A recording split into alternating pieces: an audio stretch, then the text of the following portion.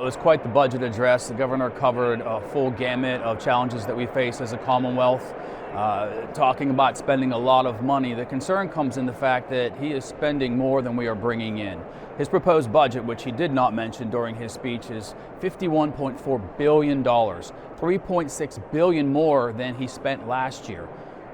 $1.3 billion is all we expect to get in revenue. So where does that money come from? It's a big gap between what he's proposing to spend and what we expect to make in revenues. The challenge is that the governor is looking to draw down our budgetary reserves to zero and draw money from the rainy day fund to the tune of $1.6 billion. That should concern every taxpayer in Pennsylvania. Yes, there are many needs out there, many challenges we have to face, but we should be doing that in a more physically prudent manner. We can meet those needs if we increase our revenues. Now, the governor has proposed some revenue ideas that he has, skill games and recreational marijuana. Those aren't reality. Those aren't in front of us right now. The simplest way to increase revenues, to meet the spending needs that he has proposed and the needs of our communities, is to take the bridle off of our energy industry. That's what we're proposing.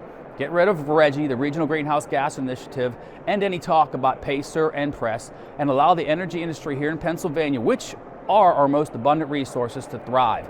That will generate revenues. That will allow us to not only keep our budget surplus in place, but grow it, grow our rainy day fund, and provide more services that our constituents need in this Commonwealth. Now, I find it kind of ironic that the chambers and business groups and trade unions support his plan. They support his plan because they have to. For 6 years now, the governor and the previous administration have held RGGI over our heads. Industry has left. Billions of dollars in investment have left this Commonwealth to go to more favorable states like Ohio, West Virginia, and Texas that embrace energy production. So these groups are looking at it like, what choice do we have? This is what the governor has put before us, and he continues to strangle us with the RGGI regulation.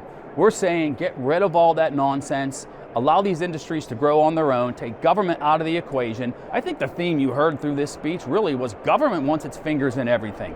We need to let that go.